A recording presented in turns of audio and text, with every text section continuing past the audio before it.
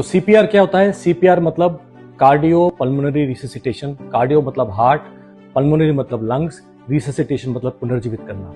तो किस प्रकार से आपको किसी व्यक्ति के हार्ट और लंग्स का काम करना है जिससे वो पुनर्जीवित हो पाए, इस प्रक्रिया को सीपीआर कहते हैं। रोजाना लाखों लोग सडन कार्डियक डेथ की वजह से कोलैप्स होते हैं।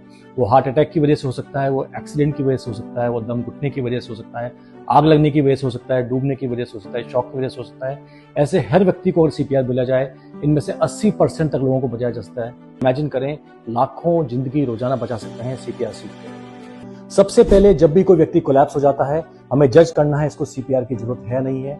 ऐसा विशेषकर वहां जरूरी है जब मास कैजुअलिटी हो, कहीं भगदड़ मच गई हो, कहीं एक्सीडेंट हो गया हो, वहां हमें जज करना है सीपीआर किसको देना है। सबसे पहले आप एक फोन करके एम्बुलेंस बुलाने की कोशिश करें, लोगों को इकट्ठा करने की कोशिश करें, क्योंकि एक सतत प्रक्रिया है। चेन ऑफ सर्वाइवल की एक कड़ी आप हैं। इस पेशेंट को हमें रिवाइव करके हॉस्पिटल ले जाना है, तो लोगों को इकट्ठा करें और एम्बुलेंस को बुला लीजिए। तो आप इसकी सांस देख सकते हैं, आप इसकी छाती को उठाव देख सकते हैं कि सांस आ रही है या नहीं आ रही है।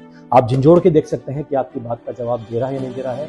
लेकिन the golden rule is when in doubt start CPR. जब भी आप सीपीआर शुरू करेंगे, सबसे पहले आपको करना है हेड टिल्ट चिन लिफ्ट, क्योंकि अगर ठोड़ी किसी व्यक्ति की यहाँ होती है तो वो सांस नहीं ले सकता है। तो हेड टिल्ट चिन लिफ्ट करें, एक उंगली डाल के उसकी जबान को बाहर निकाल दें, क्योंकि जब भी कोई व्यक्ति अनकॉन्शियस होता है उसकी जबान पीछे गिर जाती है, वो सांस नहीं ले पाता है। तो हेड टिल्ट चिन लिफ्ट करें और उसके बाद में सीपीआर शुरू करें। Hands only CPR. आप सांस को भूल जाइए, क्योंकि मुख्य प्रक्रिया छाती में दबाव की है। Golden rule, when in doubt start CPR. आपकी 1 मिनट की देरी इस व्यक्ति के बचने के चांस को 10% कम कर देती है। तो हैंड्स ओनली सीपीआर में सबसे पहले जब भी सीपीआर देते हैं, वो व्यक्ति किसी हार्ड सरफेस पर होना चाहिए, क्योंककि अगर वो गद्दे पे है, डनलप पे है, तो आप जो भी यहाँ मसाज देंगे वो उस गद्दे में ट्रांसमिट हो जाएगा। इसके बाद सीपीआर देना कहाँ है? ये रिब केज जहाँ पे मिलती है उसके 2 इंच ऊपर, या दोनों निपल के बीच में जो बीच की हड्डी होती है स्टर्नम, उसके ऊपर आपको अपना हाथ रखना है।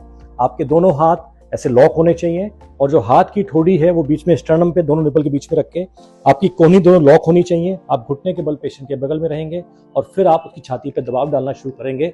आपकी जो गति होगी, क्योंकि हार्ट की गति 70 से 80 प्रति मिनट होती है, आप बाहर से सीपीआर कर रहे हैं, आपकी गति तकरीबन 100 प्रति मिनट होनी चाहिए।